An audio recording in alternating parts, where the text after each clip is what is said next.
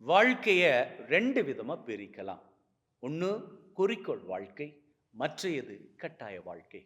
குறிக்கோள் வாழ்க்கை என்பது நாம ஒரு இலக்க செட் பண்ணிட்டு, அந்த இலக்க நோக்கி பயணிக்கிறது.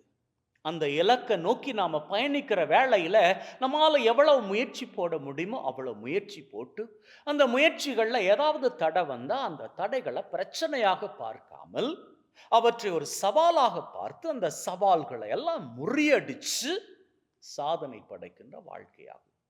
இப்படி வாழக்கூடியவர் தன்னுடைய வாழ்க்கையின் அன்றாடம் ஒவ்வொரு நொடி பொழுதையும் சுவைச்சுக்கிட்டே போவார்.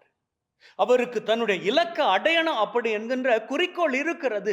இருந்தாலும் அந்த குறிக்கோளை அடைகின்ற முயற்சியில் தன்னுடைய வாழ்க்கையை தவற விட்டுற மாட்டார்.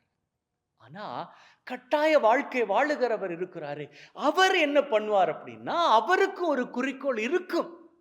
அந்த குறிக்கோளை நோக்கி, அந்த இலக்க நோக்கி அவர் போய்க்கிட்டே தான் இருப்பார். அப்படி போய்க்கிட்டு இருக்கிற வேளையில அவருடைய மனசு பூராக எப்படி இருக்குன்னு தெரியுமா? இந்த இலக்க நான் அடையும் வரைக்கும் உறங்க மாட்டேன், உழைச்சுக்கிட்டே இருப்பேன். நான் எதை பத்தி கவலைப்பட மாட்டேன், ஏன் என்னுடைய உடம்பை பத்தி கூட கவலைப்பட மாட்டேன். என்னுடைய குறிக்கோள் பூராக இந்த இலக்குத்தான். நான் போய்க்கிட்டே இருப்பேன், ஓடிக்கிட்டே இருப்பேன், உழைச்சுக்கிட்டே இருப்பேன், சேர்த்துக்கிட்டே இருப்பேன் அப்படின்னு தன்னை பத்தி கவலைப்படாம, சுத்தி இருக்கிறவங்கள பத்தி கவலைப்படாம, ஏன் தன்னுடைய வாழ்க்கையை பத்தியே கவலைப்படாம, அந்த இலக்க மட்டும் குறிக்கோளாக வச்சு ஓடிக்கிட்டே இருப்பாரு.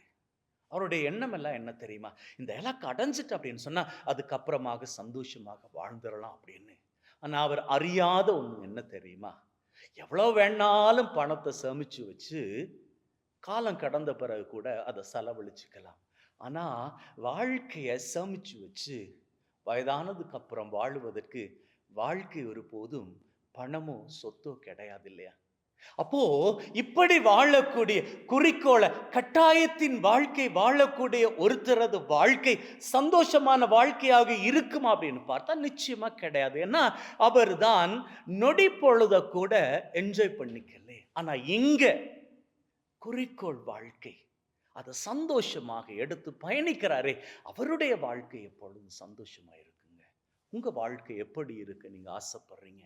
இன்னைக்கு பேதுருவானவர் சொல்றாரு, உங்க வாழ்க்கையின் ஒவ்வொரு நொடி பொழுதையும் நீங்க சந்தோஷமாக அனுபவிச்சு வாழ்ந்துட்டு போங்க. அப்படி சந்தோஷமாக நீங்க வாழ்ந்து அனுபவிப்பீர்களாக இருந்தால் உங்களது உடல் ஆரோக்கியமாக இருக்கும், உங்க மனசு ஆரோக்கியமாக இருக்கும். உங்களை சுற்றி இருக்கிறவர்கள், அவர்கள் உங்களை சந்தோஷப்படுத்துறாங்களோ இல்லையோ, அவங்கள நீங்க சந்தோஷப்படுத்துவீங்க.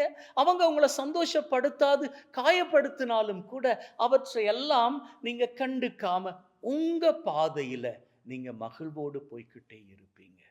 உங்க வாழ்க்கை ஆசிராக இருக்கும். உங்க வாழ்க்கை ஆசிரோடு இருக்கணுமா?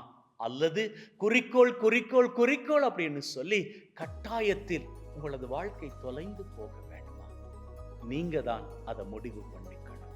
முடிவு நல்லதாக இருந்தால் வாழ்க்கை ஆசிராக இருக்கும். ஆமென்.